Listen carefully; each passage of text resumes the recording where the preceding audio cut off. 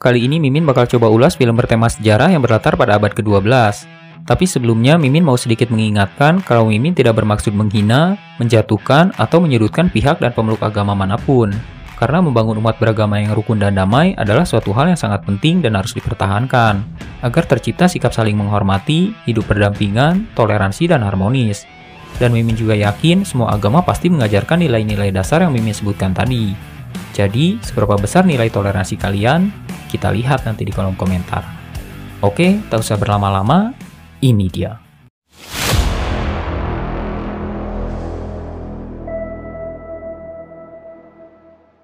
Berlatar di Prancis tahun 1184, 3 orang pria nampak sedang memakamkan seorang wanita yang tewas karena bunuh diri. Hal tersebut dianggap sebagai dosa besar, dan karena hal tersebutlah jasadnya dimakamkan di tempat yang tidak seharusnya. Dan menurut peraturan, kepalanya juga harus dipenggal sebelum dimakamkan. Scene kemudian berpindah pada seorang pria bernama Balian, dan wanita yang baru saja dimakamkan adalah sang istri yang sedang mengandung. Ia nampak terpukul dengan kepergian istrinya, karena Balian sendiri tidak mengetahui apa alasan sang istri sampai harus mengakhiri hidupnya. Balian sendiri berprofesi sebagai pandai besi yang terkenal terampil, sampai kemudian sekelompok pasukan yang dipimpin oleh seorang bangsawan bernama Godfrey datang menemuinya.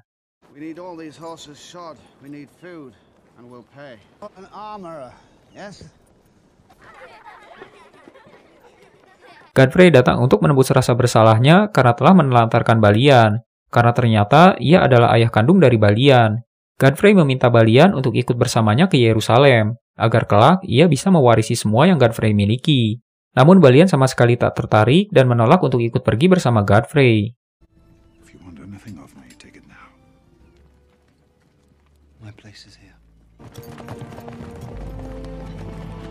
Malam harinya, sang kakak yang nampak tak menyukai Balian memintanya untuk pergi dari desa tersebut. Ia juga sempat memancing kemarahan Balian dengan menyinggung kematian sang istri. Dan yang terjadi...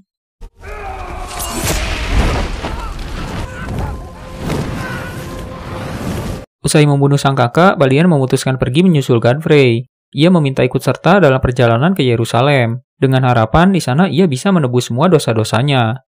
Godfrey kemudian mulai mempersiapkan Balian sebagai penerusnya, dan pertama-tama ia mengajarkan Balian seni berpedang.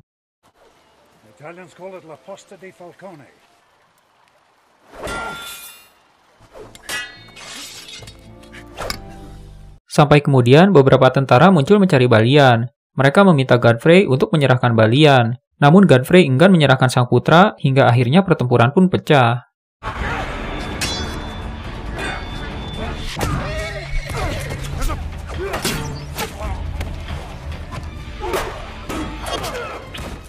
Dalam pertempuran tersebut, beberapa pasukan tewas, sementara Godfrey sendiri terluka cukup parah karena salah satu panah beracun sempat mengenai tubuhnya.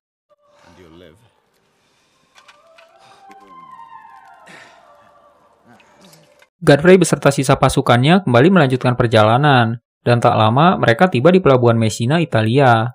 Di tengah-tengah kondisinya yang semakin memburuk, Godfrey berpesan agar nantinya Balian mau menggantikan tugas sang ayah, yaitu membantu Raja Yerusalem untuk menciptakan dunia yang lebih baik, dunia di mana umat beragama dapat hidup damai secara berdampingan.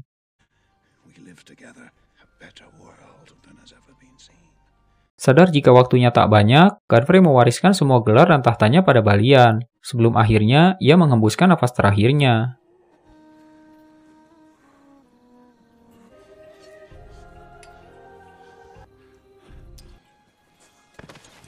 Balian dan beberapa orang kembali melanjutkan perjalanan ke Yerusalem, sampai kemudian perahu yang mereka naiki tiba-tiba dihantam badai besar dan tenggelam.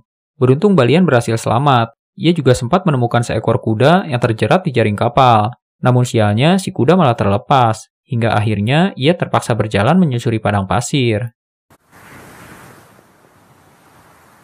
Di tengah padang gurun, Balian menemukan oasis kecil untuk melepas dahaga, hingga tiba-tiba si kuda muncul di tempat yang sama. Kesialan Balian terus berlanjut, saat 2 orang muncul mengaku sebagai pemilik kuda tersebut. Salah satu dari mereka langsung mengajak Balian berduel, karena Balian enggan menyerahkan kudanya. Si penantang berhasil dihabisi, sementara 1 orang lagi dibiarkan tetap hidup. Namun sebagai gantinya, ia harus memandu Balian menuju Yerusalem.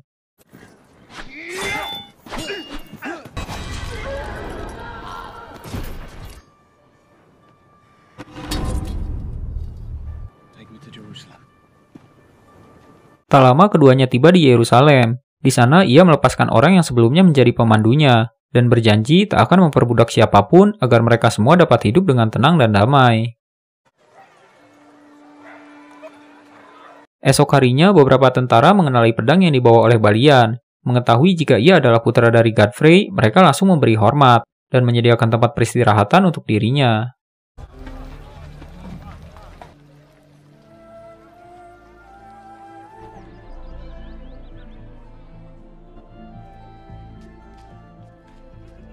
Di sana, ia sempat menyaksikan beberapa tentara salib sedang menjalani hukuman mati, karena sebelumnya mereka telah membunuh beberapa orang dari bangsa Arab. Hukuman tersebut merupakan bagian dari perjanjian damai antara Raja Yerusalem dan Saladin, yang merupakan pemimpin bangsa Arab, dengan tujuan agar pemeluk agama manapun dapat beribadah dengan tenang di dalam kota suci Yerusalem, menurut agama dan kepercayaan mereka masing-masing.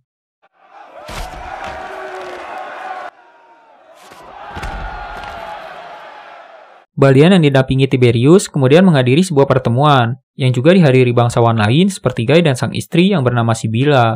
Di sana Gai sempat merendahkan Balian sebelum akhirnya pergi meninggalkan sang istri.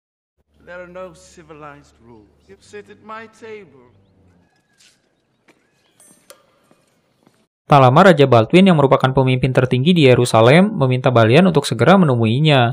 Raja Baldwin sendiri mengidap penyakit kusta sejak kecil, hingga terpaksa menutupi sekujur tubuhnya dengan perban dan sebuah topeng besi. Raja Baldwin ingin Balian menempati benteng Ibelin yang juga kampung halaman sang ayah.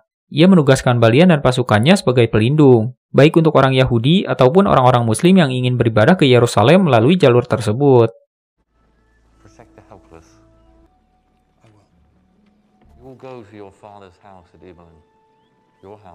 Setibanya di Ibelin, Balian mendapati kondisi benteng yang tidak terawat, tanah yang tandus, hingga tanaman sulit tumbuh di wilayah tersebut.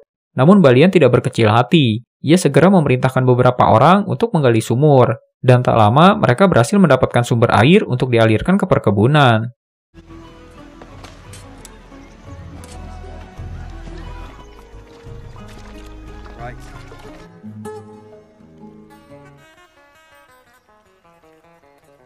Di tengah kesibukan, Putri Sibila yang hendak menuju Cana datang berkunjung. Keduanya sempat berbincang dan saling bertukar cerita tentang latar belakang mereka masing-masing. Hingga akhirnya...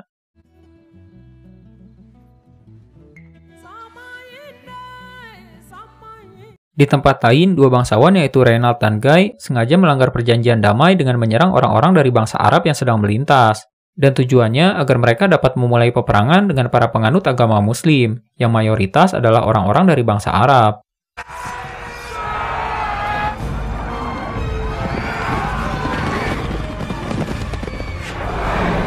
Usai kejadian tersebut, Reynald segera dihadapkan pada Raja Baldwin untuk menentukan hukuman yang tepat bagi dirinya. Namun tiba-tiba, ia mendapat pesan jika Saladin dengan 200.000 pasukannya sedang bergerak menuju benteng Kerak untuk menangkap Reynald. Balian yang juga mengetahui hal tersebut bersikeras tak ingin bergabung dengan pasukan utama, karena jika sampai hal tersebut ia lakukan, kotanya akan dapat dengan mudah dikuasai oleh pasukan Muslim. Hingga akhirnya pertempuran antara kedua pasukan pun pecah.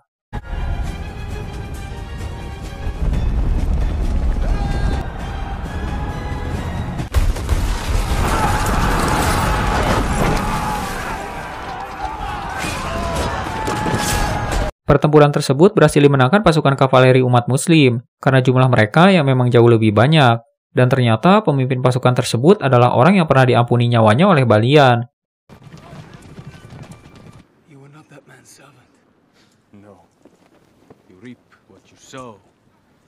Tak lama Raja Saladin tiba dengan 200.000 pasukannya, bersamaan dengan Raja Baldwin yang juga tiba dengan ratusan ribu tentara salib.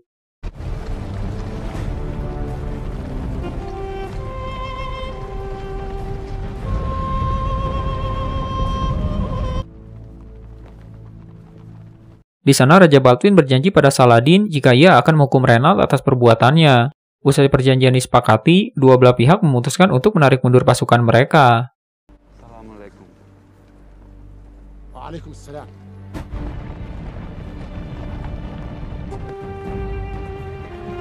Atas tindakannya, Reynald dibawa ke Yerusalem untuk dijebloskan ke dalam penjara. Ia juga meminta Balian untuk ikut serta bersamanya kembali ke Yerusalem.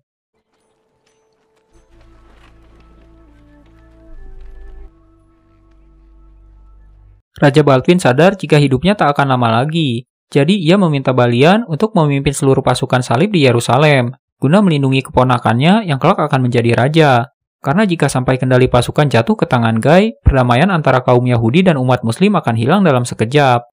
Ia juga meminta Balian untuk menikahi adiknya Putri Sibila, sementara Guy dan para pengikutnya akan dijatuhi hukuman mati.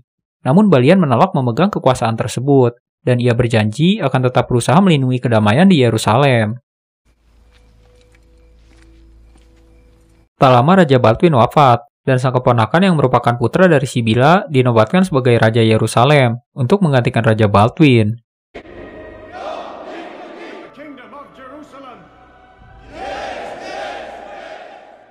Posisi raja memang dipegang oleh sang putra, namun kendali pemerintahan tetap dipegang oleh Sibila, dan ia berniat melanjutkan perjanjian damai dengan Raja Saladin. Hingga akhirnya ia mengetahui jika sang putra mengidap penyakit yang sama dengan mendiang Raja Baldwin.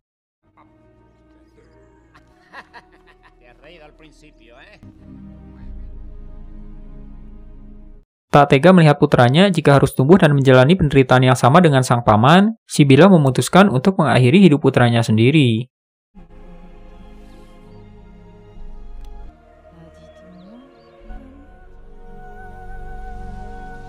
Renald dan Guy yang khawatir dengan keberadaan Balian mengutus beberapa kesatria Templar untuk membunuhnya. Namun beruntung, Balian berhasil mengatasi para utusan tersebut.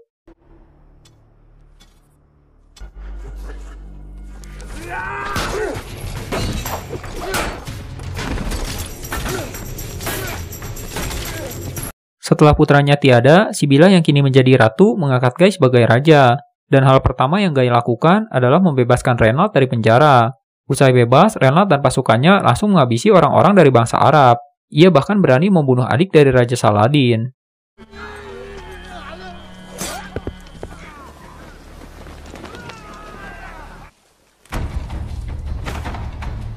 Saladin yang mendengar berita tersebut mengutus beberapa orang untuk mengambil jasad sang adik. Ia juga meminta kepala dari orang yang bertanggung jawab dan penyerahan penuh atas Yerusalem. Namun dengan keji, Guy malah membunuh utusan tersebut. The Sultan demands the return of his sister's body.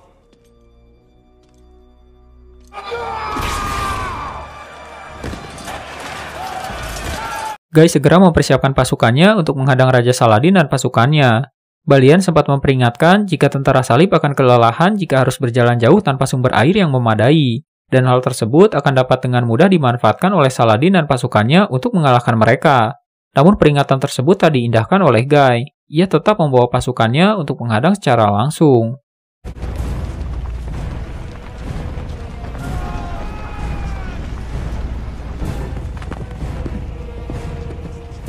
Ribuan tentara salib mulai berjalan menyusuri gurun, dan tak lama beberapa dari mereka terlihat mulai kelelahan.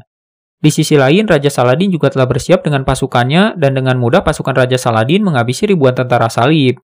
Guy dan Renald berhasil ditangkap hidup-hidup. Sebelum akhirnya, Renald yang gemar mengadu domba menjadi orang pertama yang dieksekusi oleh Raja Saladin.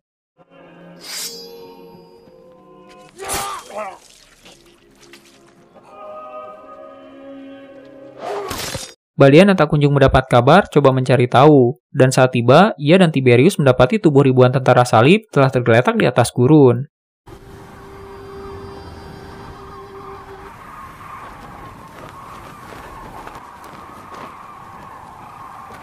Tiberius memutuskan untuk membawa pasukannya meninggalkan Yerusalem, sementara Balian kembali untuk mempersiapkan pertahanan benteng.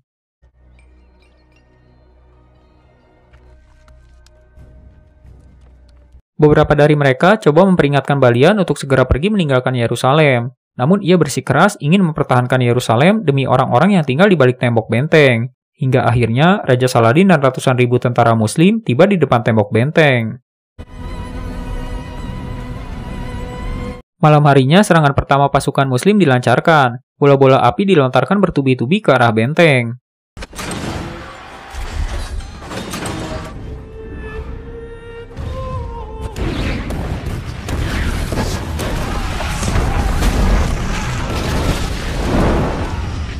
Serangan pertama yang berlangsung hingga fajar belum juga mampu meruntuhkan tembok benteng. Lalu pada serangan kedua, pasukan Muslim coba menembus tembok dengan bantuan menara pengepung. Sementara pasukan salib coba mengalau dengan batu-batu besar yang dilontarkan.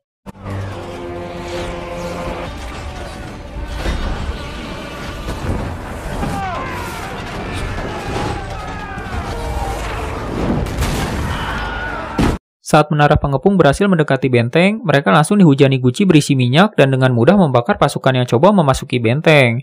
Beberapa dari mereka juga coba menerobos gerbang utama, namun berhasil digagalkan dengan cara yang sama. Dan lagi-lagi, Raja Saladin dan pasukannya gagal menembus tembok benteng.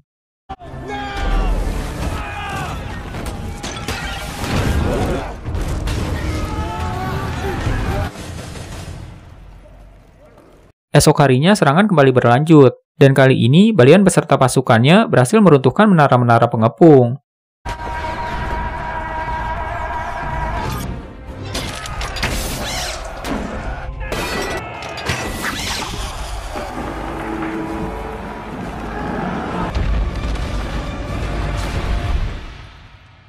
Setelah beberapa hari pengepungan, banyak korban mulai berjatuhan dari kedua belah pihak.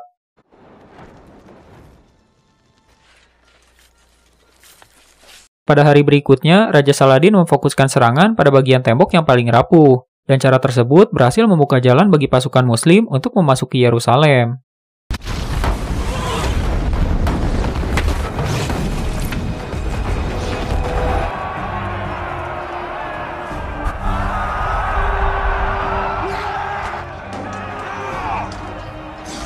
Usai pertempuran sengit yang merenggut banyak korban dari kedua belah pihak, Raja Saladin dan Balian mulai melakukan perundingan. Awalnya, Balian enggan menyerahkan Yerusalem. Namun setelah Saladin menjamin keselamatan semua penduduk Yerusalem termasuk wanita, anak-anak, dan bahkan para tentara salib yang tersisa, Balian bersedia melepaskan Yerusalem ke tangan pasukan Muslim. Saladin juga berjanji akan mengawal mereka semua sampai tiba ke tempat yang benar-benar aman. Then under these terms I surrender Jerusalem.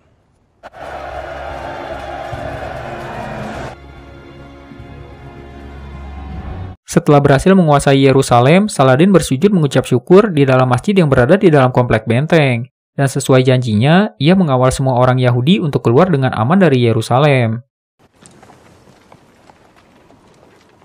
Di akhir film, Raja Inggris dan beberapa tentara salib kembali menghampiri Balian. Mereka meminta Balian bergabung dalam pasukan untuk merebut kembali Yerusalem. Namun Balian menolak karena ia bukan lagi ksatria, melainkan hanya seorang pandai besi yang ingin menjalani hidup seperti rakyat biasa pada umumnya. Dan film pun selesai.